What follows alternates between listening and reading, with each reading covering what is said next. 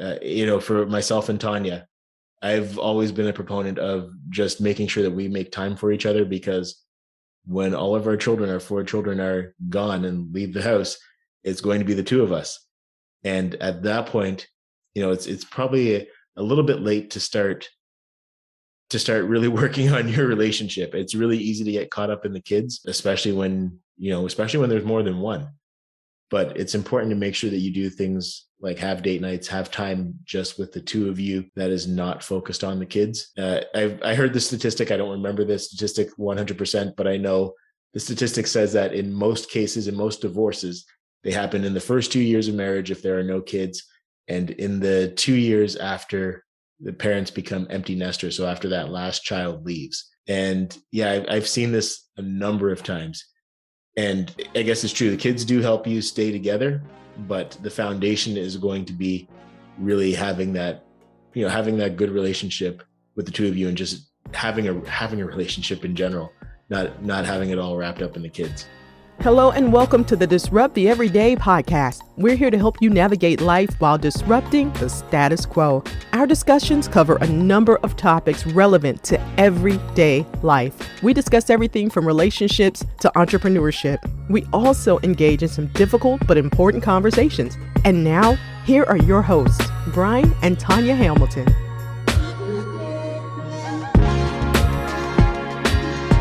Happy New Year and welcome to episode 46 of the Disrupt the Everyday podcast. On this episode, we're going to do a recap of everything we learned since starting this podcast back in April of 2021. So on today's episode, it will just be Tonya and I. We don't actually have a guest. We're going to be referring back to other episodes with our lessons learned. So excited to recap what we've learned so far doing these episodes and to share with you all who have been, whether you've been listening since we started or who have just joined in. So let's get started. All right. So the first thing that we're going to talk about that was a recurring theme was the topic of time. And talking about time, one of the things that we really did a deeper dive into this year was just actually being intentional about your time. So knowing what you want to do, being able to set boundaries with your time. The big thing for me this year has been time blocking. And time blocking is something that's really helped me out, but really just blocking out time for the things that are important to you and focusing on those family things first, because that's what I value. Yeah. And especially for these busy schedules that we all have, even when things were slower and during lockdown, like the days get filled up really easy. And, the time blocking really works for anybody. Like I'm thinking Brian, who sometimes has days where he has meetings from 9 all the way till 5 o'clock, or for myself where, I'm not sitting in front of a desk, I'm working with kids in the home, but I still have lots of stuff I got to get done. And if I'm not writing it down, you can be guaranteed I'm going to forget. So it's just neat to see how it works for every one of us. But yeah, I guess the thing that I would say is if it's important, make sure that it's on your calendar, whether that's your Outlook calendar or however it is that you capture those things that you have to do. Hopefully it's not haphazardly. Hopefully you do have a system for capturing those things, but make sure that you have it captured somewhere. The next point that I'll make is saying yes is saying no to something else. So this goes back to the fact that we only have so much time. So by default, when you're saying yes, when you're accepting an opportunity, when you're accepting an invitation somewhere, in saying yes to that, you're saying no to something else that could potentially be taking up that time. And there's lots of examples of this. I'll steal someone else's example, but an individual who wrote a book that I had read a while back, one of the things that they had mentioned was taking a opportunity to speak at a school as just a pro bono speaking event for them. They took the event far in advance, but in the meantime, there was about 4 other things that had come up on that they wanted to do, that some of them would have paid a lot of money, but they had committed to this pro bono speaking event first. So in saying yes to that, they had to decline all of those other opportunities. And I can give a smaller example for myself. I remember there was a wedding that I was attending that I didn't necessarily want to attend. And it was at a time where finances were a lot tighter than they are now. And because I had accepted this invitation to this wedding, I had to turn down shifts at the time I was working multiple jobs, but I had the opportunity to work overtime at my full-time job or pick up hours at any of my part-time jobs. It was just happened to be a weekend that was where there was a great demand for labor. And I had to say no to all of those because I had already said yes to something else. So again, just making sure that you're intentional about what you're doing with your time, and knowing that every time that you accept something, that you are by default declining something else. Even if you're accepting something way in advance, there are going to be other things happening during that day, during that time slot, that you're not able to do anymore. Mm-hmm. So just be cognizant of that as well. Yeah. And, for people who have kids as well, right? Oh man, it's that commitment. And, we are their example, and just following through on what it is that we say we're going to do. If it's on the calendar, it has to get done. Like, we have our oldest, and at one point he was doing rep baseball, and halfway through the winter season of just practicing, he just didn't want to go anymore. But it's just not the way it goes, right? You sign up for something, you're committed, whether you paid or not, it has to get done. You got to follow through. So as we go into this new year, it's just, hey, whatever it is that you accept it knowing that you got to see it through to the end. And believe me, I'm speaking to myself on this one. Yeah, I was just going to say, for myself, I have this mindset of, if I have an opportunity that comes up, but I've already committed to do something else, no matter what it is, it's that first commitment that's going to take priority. And Tonya is definitely speaking to herself in that, because that's not always the way she thinks. You're going to meet those commitments, but you're only going to commit the things that you really want to do. Now, in terms of time, the kind of the last thing that we'll touch on here is goals, and really fitting those into your timing as well, because goals should be time specific. Now, I'm not necessarily a proponent of SMART goals because, well, for a number of reasons, I won't get into that now, but I think every goal should be time specific. Otherwise, if it's just a thought, if it's not something that you've documented, and if it's not something that you have a time frame on, and at the end of the day, if you don't achieve the goal on the day that you wanted to, you just pick a new end time. But you, at least by having a date attached to it, you are working towards that goal for a specific time frame, whether that be long or short term. And if you're looking at longer term goals, you may want to break those down into a number of shorter term goals that are going to help you get there. You really just chunk it down. Mm-hmm. And a lot of the people that we've talked to, I just think back to Lee Roth, and he was just reminding us in his episode, if you're trying to start something new, make it easy, right? And, we know that, but again, speaking of, going into the first new week and all these big, great plans we have, whether it be for health, so on, just start basic, right? So that we feel like we're succeeding. It's the same again with kids, let's just start small so that they can see their wins, and then they want to continue at the goals that they've set out or that we have for them. Yeah. So Bradley Roth was episode 35. Some of the other episodes where we took a focus of time specifically, episode 30 with Justin Shank, episode 3 with Kevin and Kalia Bourne, episode 32 with Kylie Paul, and episode 42 with Robert Riopel. And I just think back to Kevin and Kalia. So we've known them for years. We've pretty much been married the same amount of time. And, that conversation that we had with them was just on, where we start from, right? So the goals, obviously, where we started from, 14 years ago when we first got married, obviously look different now. And just being able to recap, look back at the accomplishments that as individuals we've had, as a married couple, as a family, right? It's great to look back on what it is you've set out to do and what you've accomplished, and, accept it and accept the wins. So that will wrap up the topic of time. Now, we're actually going to go through 5 different topics that we covered throughout the year. And the next one is going to be finances. So we've kind of just looked at what's been recurring themes and what have been priorities as we've had people come on. But looking at finances, the one thing that pretty much everybody who comes on to talk about finances says in some way, shape, or form is pay yourself first. So making sure that before you pay any bills, before you do meet any other financial commitments, make sure that you're putting something aside for yourself in some terms of savings or an investment. And the common recommendation is around 10%. Now, that's something that we do. One thing I would say is that wasn't always the case. I know when I first started doing this, I think it was around 3%. I used to start somewhere. So slowly made increments and got that up to 10%. And I think this is the best thing that you can do for yourself, especially there's a lot of different schools of thought on this, but doing things like making sure that you have an emergency fund. So if something happens, if you need to make an unexpected repair on a vehicle, if you need to travel for some kind of unforeseen event, making sure that you have something put aside to cover that. So it's not dipping into your regular budgetary means. Again, using the methodology of paying yourself first will help you to establish those safeguards or those buffers, however you want to think of it.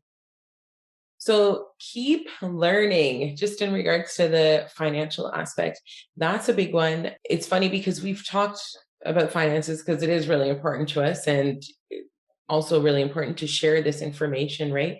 Now, it's come up in episodes where it's not necessarily my favorite topic to talk about. Like if it, Brine and I are just discussing things, but it's something that he's really interested in. So that keep learning, it's for both of us, right? Most of the time it's him doing that research and coming back and sharing it with me, whether, it's investing, just learning in general, right? And if you are in a relationship or, married, what have you, somebody has to be into this more than the other, right? So it's just learning that, taking it up upon yourself to also learn, for people starting off or single people as well. And just seeing what's out there, especially in regards to, generating wealth. And if it's, one thing, I guess you could say there's so many things that I've learned over the last almost 2 years, of this pandemic is just having money saved is like so key. It, decreases stress, right? In such stressful situations, if there is a little bit of extra there to cover, what people are missing, it just decreases stress. Therefore, relationships stay stress-free and it just sort of trickles along in our daily life. So that's my piece for the financial part. Yeah, and definitely keep learning is a big piece because regardless of what it is, things are always changing.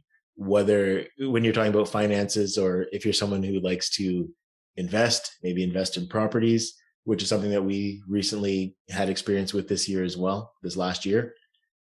The rules change a lot. The way that some of the vehicles that you have to, get access to some of these funds change. So you have to be constantly learning if you want to be on top of things. And generating income, there's lots of ways to generate income, especially right now with all the labor shortages. There's really no reason not to have income if you need to get a second job, if that's the situation that you're in. I've always worked, I think, 2 jobs, even at times, right now where I don't need to. There's always additional ways that, revenue can be generated. And especially if you want to take some of those other steps to maybe establish savings or establish some additional investment resources, plan for your retirement. There's always ways that you can earn extra resources. And we're going to be talking about some of that later in 2022. We're going to have Nick Loper on, who's going to talk about side hustles, because that's a big topic for him. He has a podcast that's specifically about side hustles. But some of the other people who we've talked about finances with, Jackie Cook talked about estate planning with us, and he's a financial expert as well. He has a YouTube channel and a Facebook group that are both very popular, and there's lots of great advice on there, especially for Canadians. He was on episode 10. On episode 12, we had Andrea and Kemba Williams come on and talk about real estate investing. And again, they just have great knowledge in this area. They've been able to build generational wealth really through the real estate investing. Rob Riopel, again, I'll make reference to him.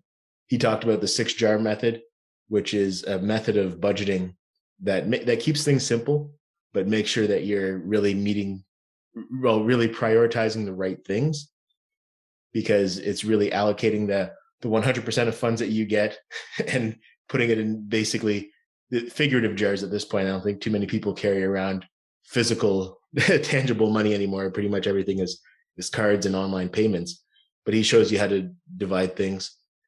Mark Hirschberg on episode 36, he talks about career planning, but he also talks about finances in there as well, and how even those small negotiations can have a huge impact on your financial success down the road. Jasper Smith came on to talk to us about disrupting generational poverty. Again, another great episode where we hit on so many different things. Ian Choi also was someone who kind of mentioned this. He was a former collegiate athlete and professional athlete. And he had mentioned some of the things that just athletes don't learn about money, and a lot of things that we just don't talk about as families about money as well. So, one of the things that he mentioned specifically was not being taught to, he paid for everything cash. So he didn't have a credit card while he was in college, which again, is not in that case for the purposes of just running up debt, but making sure that you have credit when when you're out in the working world and you want to do things that are going to require credit. So again, another great resource there. And then episode 43 with Rob Cook as well. We covered finance as one of our topics. We also talked in depth about faith and family as well. Mm-hmm. And just in regards to the finances for people who have kids, for us, it's really important that our children learn, from some of our mistakes that we've made when we were in our young adult years, when we were first married, just different things like that. And it's interesting to see what they take from what we've taught them, like in regards to their long-term savings. Like today, one of the kids counting their money from some of the side jobs they've already started doing, right? And one has their long-term savings jar and then the money that they can spend, right? And it's just neat to see. And I'm sure for other parents, when we share and when we on repeat, it almost sounds that our kids are taking in what it is we're sharing with them. So just a big one. And we know that it will benefit them. And hopefully as they get older, they can avoid some of the mistakes we've made. Now, the last one I want to talk about as well is an episode that we did, episode 13 with Jesse and Kalina Schultz, because Jesse is a financial planner. They are also involved with rental properties and investment properties, I should say. But yeah, they had some great insights there as well. And there's actually some specific things that Jesse touched on in terms of even for people with disabilities or parents of children with disabilities, that there's actually a registered disability plan that I hadn't heard of before this, and I'm sure a lot of parents hadn't either. But it's a government resource in Canada I was really surprised when I heard about it, and it's a great resource for anybody who has a disability. So now we're going to transition from finances to choices. Episode that we had with my mom, Debbie Nelson, episode 19, she talked about choosing joy. And it's just, there goes that topic of mindset, right? And you are, at the end of the day, we are in control of, how we really face every day. And her episode was so encouraging because it really is choosing joy, even in those hard times, even when it's difficult. And I mean, obviously it's easier said than done, but when you really start implementing that and the thought process in each day, it starts to get easier. Yeah, absolutely. And yeah, so she talks about choosing joy and that actually being a choice, despite the circumstances, despite the situations that you're facing. But I also want to kind of look at that conversely in choosing how you view failures as well. Now, a lot of us take failures as something that is to be avoided. We see people on social media post about the things that go well, but you also have to consider there's a lot of, with anybody who accomplishes something, there's a lot of failures that happen along the way. I referenced the fact that we finally got into the investment property game last year, but as much as I mentioned that we were able to purchase a rental property, we had two failures in that process, if you want to think of it that way. And those two failures were just that we were in the process of purchasing two different triplexes. And when we got the home inspections, we found damage that was going to be too expensive for us to make it a worthwhile endeavor to purchase those properties. So, and again, in those cases, when you think about it, they say on average, it takes 10 viewings before you buy a property. I would say it might be even more if you're looking at an investment property, because your standards are a little bit different than when you're looking for a home. And I would say now, even with the competitive markets, you may look at more than 10 properties. So just think about that. We did that on two separate occasions, got to the point where we were putting in an offer, going through all the steps there, and then having to back out of it. So you've already committed a lot of time. You have committed some money. You've invested in inspections and things of that nature. So we had to do that twice. And then finally on our third try, we were able to find something that was good for us and actually work through that process. And again, I could give so many examples of the failures that lead to the successes, and people really only see the successes. So keep that in mind when you're seeing people, especially on social media. Social media is amazing for this, but people are going to share their victories and not necessarily share the struggles that happen in concert with that. Mm-hmm. And I think for that, also knowing that just in regards to purchasing the property, that there is always a solution to a problem. We really firmly believe that. And also like looking outside of the box, right? So we know in Ontario right now, the housing market is crazy. And I'm sure it is everywhere else, but this is where we are. And we just see it day in and day out. So we really wanted to purchase something. So we started looking in different provinces in Canada, and we ended up doing New Brunswick. And you know what? You can make things work. You just have to look outside of the box, and it's really neat to see. It's also helpful when you have other people who have sort of gone on before you in certain situations, right?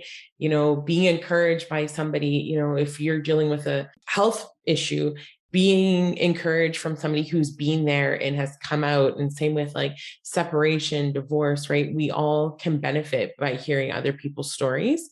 And it's that inspiration that helps us for sure get through every single situation, whether it be positive or negative.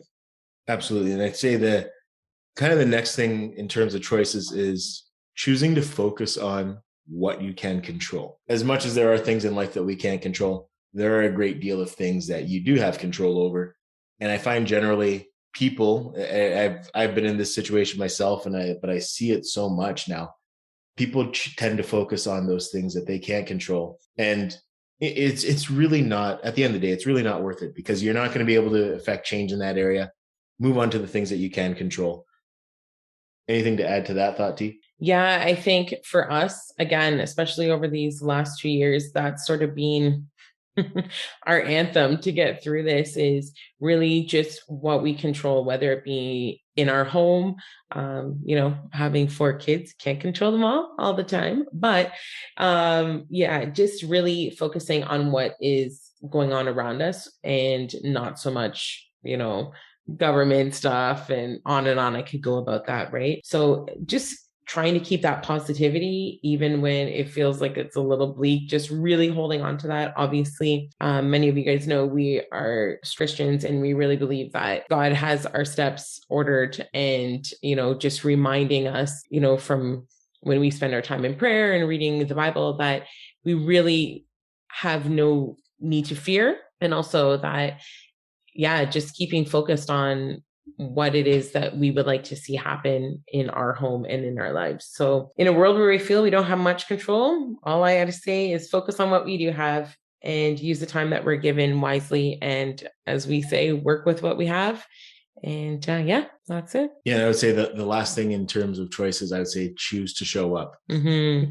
Right. Again, there are things that you have control over, but when we talk about opportunities, and I had a conversation with someone recently about something really similar, where you can only put yourself in a position to be successful or to be the benefactor of opportunities if you're choosing to show up. So I'll keep that one really concise, but choose to show up. Now, in terms of some of the episodes where we've talked about choices, episode number 8 with Liz Bigger, episode 15 with Rebecca Hamilton, episode 17 with Carly Hemans, episode 14 with Audley Stevenson. We already mentioned episode 19 with Debbie Nelson, episode 22 with Nicole Bernard, episode 23 with Veronica White, episode 26 with Keisha Glimp, episode 28 with Terry Tucker. Greatly encourage you, if you haven't had a chance to listen to Terry Tucker, to go back and listen to this one, but we hit on a lot of topics. Terry is someone definitely who embodies choosing to focus on the positive. And when you hear his story, that'll really resonate for you. But for sure, definitely someone who's choosing to take the high road in life in general, but really focus on what he has control of. Episode 24 with Ian Choi, episode 27 with Margaret Boersma, episode 32 with King Randall, episode 39 with Carol Ward, episode 40 with Jerry Fu, and episode 44 with Jay Johnson. Mm-hmm. All right. Now, another thing that was obviously a big topic for us as well is relationships. And That can be marriage, that can be just interpersonal relationships with your family, coworkers, however that shapes up. But the one thing that I can say about these relationships is that you want to be intentional. So you want to make sure that you have an idea in your mind of how these relationships are going to play out, how you're going to show up for these relationships, and how you're going to interact with people. Now, we have an upcoming episode with Merrick Rosenberg, and I think this is a great example of some of these things where we're going to be talking about just different personality types and how you interact with other people, and just the impact that has. So again, another really important piece there. But be intentional with those relationships. Make sure you're making time for the relationships that are important. And again, I'm big on the time blocking. So when you need to, make sure that you're time blocking that quality time for the individuals who are important to you. Mm-hmm. And even from a work standpoint, the one thing I'll say to anybody who's a leader, those one-on-one meetings are very important. Make sure that you schedule those. And to go on that, I mean, the one-on-one interactions with our kids, that's a big one for us. As soon as you have more than one, you got to divvy up that time. And I can tell you, it's not always equal. We go through seasons where obviously, our youngest is going to need more just practical help, hands-on work compared to our 12-year-old, right? But again, it's that being intentional of just making sure you are interacting with the kids one-on-one, whether it be like Brine sort of took on the driving of the kids to their sports and their activities and stuff since September. And, that's a chance for him to have those conversations with the kids. For any kids or any parents who have older kids, they don't have something in their hand, you can, talk freely while you're driving. And if they don't like that eye to eye contact, they don't have to have that. Right. So it's just always trying to fit that time in, and just remembering too, is that it doesn't have to be this big grand event, right? It can be just after school, just checking and seeing how things are going with the kids. Even likewise with a friend, it doesn't need to be going out for a big dinner. It could be a text, it could be coffee. So just keeping it small. We all obviously have our schedules. And to me, my thought is always, it's better to do something little than to not do anything at all. Right. And specifically in terms of parenting, I think back to our first episode where we were joined by Barbara Colaraso, and she wouldn't call herself an expert, but she's someone who I'll say she knows a lot about parenting and those relationships. With her, as well as Denise Drinkwalter on episode 11, she kind of focused on how those relationships change over time, how that parenting relationship changes as your children become adults. So again, just being intentional in those relationships, there's some great thoughts on those as well. Yeah. And then another theme that comes up is assuming good intentions and giving the benefit of the doubt. So I automatically, my mind went to Jonathan and Andrea Taylor Cummings from our second episode. They are in England, and we talked about just being curious, not critical when it comes to conversations with our partners, spouses, being careful and not crushing. So that's a big one, right? Not assuming all the time, and not crushing that person, but giving them a chance to speak and share, and asking, not assume, don't assume, as well as connect before you correct. So that one is like, just looking at finding out what their thought process is, what they're thinking, why they made that decision before we tell them that what it is they've done is not right. So, yeah. Yeah. The other thing too, that I always like to point out when this topic comes up is it's really easy for us to give ourselves the benefit of the doubt, but not necessarily to others. Now, when something occurs, when you do something wrong, you always think, well, I didn't mean to do it that way. So you automatically know that what your intentions were, and you don't really know that with other people all the time.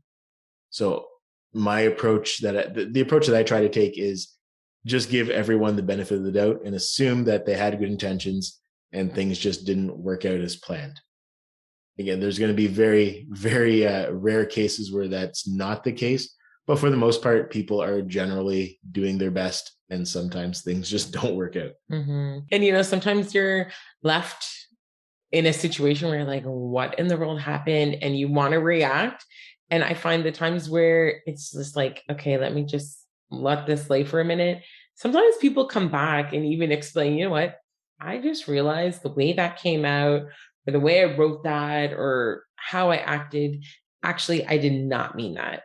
Right. And I think it's so mature of people to do that. And keeping in mind, people are spent, people who don't typically react to certain things these days are, right. And yeah, instead of us going back and starting something, just letting it settle for a bit. And you never know what could come from that.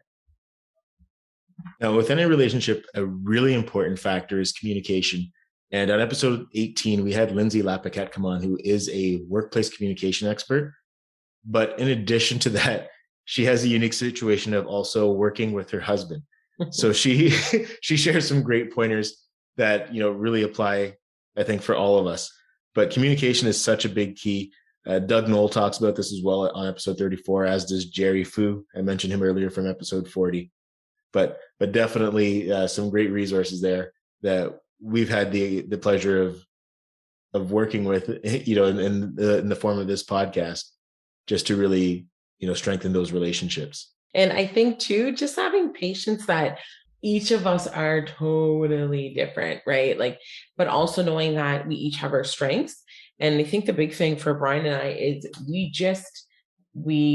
let the person run with it. Hey, if you're good at this, take it. Like, I don't even want to take it on, right? And just knowing that it's going to get done and we can continue on. So that's a big one, I guess. Yeah, we work together, not like Lindsay and her husband, but you know what? You make it work, right? Yeah, definitely. Now, the key thing that we'll wrap up here with, and this is something that's always been big for us, but it's come up a couple of times on the show as well, is that it's just the two of you. And I'm talking to parents, for myself and Tonya. I've always been a proponent of just making sure that we make time for each other, because when all of our four children are gone and leave the house, it's going to be the two of us. And at that point, it's probably a little bit late to start really working on your relationship. It's really easy to get caught up in the kids, especially when there's more than one.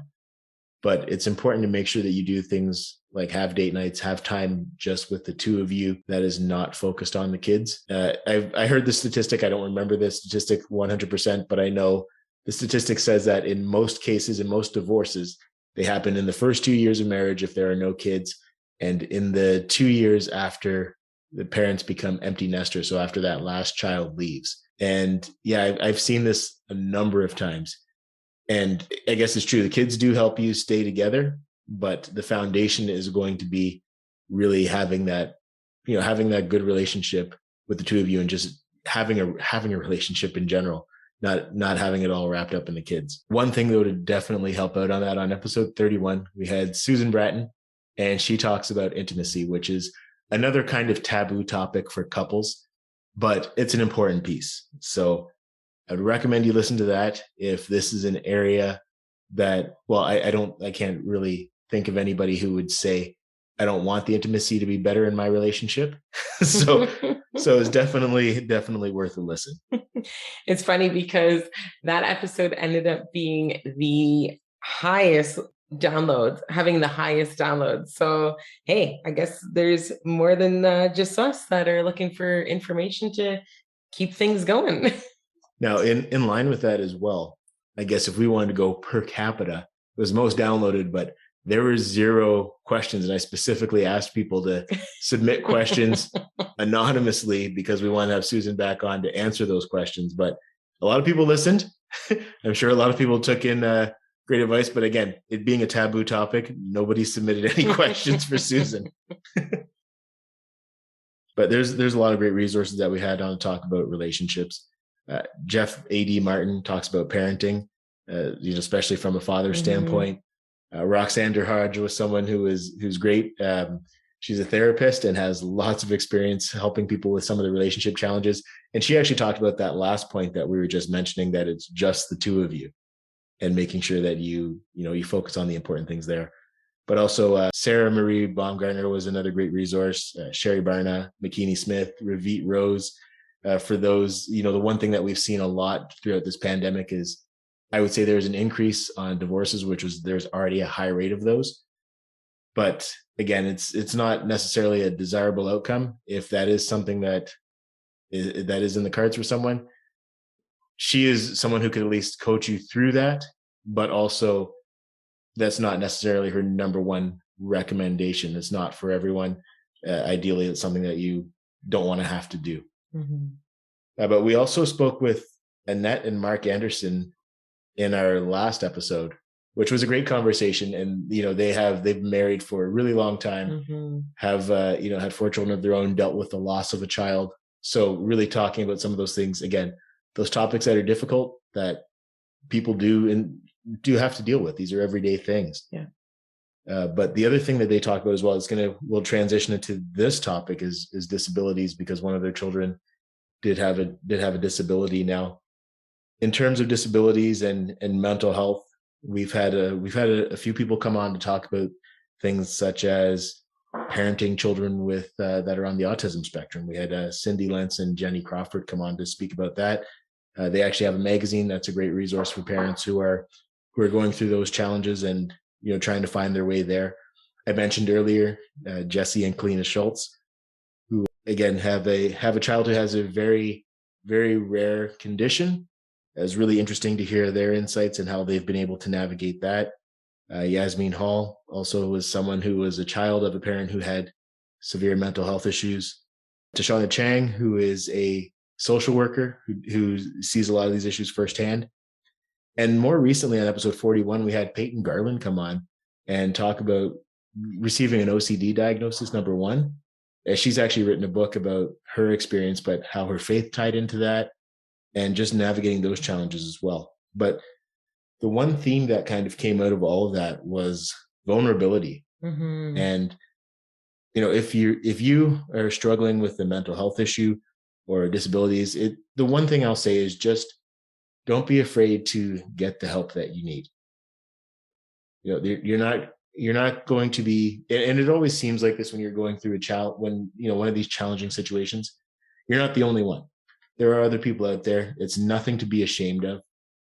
And yeah, just be willing to be vulnerable and take advantage of the resources that are available to you. Mm-hmm. And I think everybody we've spoken to, especially, just speaking to Peyton, who as an adult is dealing with this and had her diagnosis of the OCD, it's just, she was holding this all in for so long. And then that was also, I guess you could say, breaking her down as well, right? And then as soon as you release this stuff, right? So we're all dealing with certain things, whether it be a diagnosis or just, all the way to having a bad day. If you release it and just share it, it's like a weight is lifted off of you. And we know that we've seen it, we felt it, we've been that listening ear to others, and vice versa. We've shared information with other people too, right? But it's a passion of ours to just get this information out there to as many people as we possibly can to disrupt that status quo of it being something that's bad or, something that you can't get help for. Again, it goes back to there's always a solution to a problem, a setback. And these guests that we've had on have definitely shared that and have been encouraged us. And hopefully everyone who's listened. And on episode 33, we had Matthew Turton come on, who talked about his experience. Now, he runs an organization, Breakthroughs in Learning, that helps individuals who have learning disabilities and also individuals. You see, one of the things that he mentioned was like CEOs who come in just to sharpen certain skills. And the one thing I'll say, so Matthew, he has a great backstory. He actually had 3 learning disabilities growing up.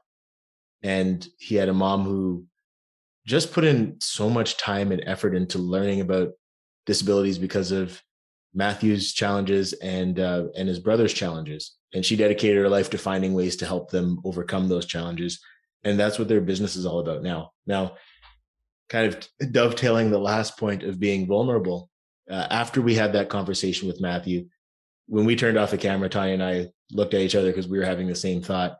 And we felt that one of our children may have a learning disability. So we actually had a follow-up conversation with Matthew and scheduled an appointment and did get a diagnosis of ADHD. Now, our child is at an age where some of the challenges that come with that are starting to present challenges academically.